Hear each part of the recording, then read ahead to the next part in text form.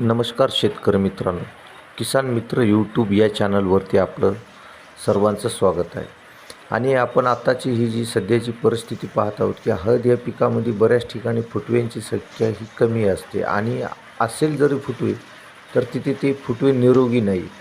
आणि ह्या सततच्या पावसामुळे जी होणारी सड किंवा खालून कंदकूज किंवा मूळकूज लागते, ह्यासाठी आपल्याला हळद या पिकाची जशी पानं दिसत असतात वरून लक्षणं पिवळसर किंवा पिंगटपणा, साधारण करपा, ठिपके आणि पानं सुकल्यासारखी आकसल्यासारखी, तर समजून घ्यायची की अशा झाडांची अवस्था आपल्याला त्या झाडाला खालून विजा होत आहे किंवा मुळीला मूळकूज आहे किंवा बऱ्याच ठिकाणी आपल्याला पोंग्यामध्ये पण त्यात आळी लागलेली दिसते.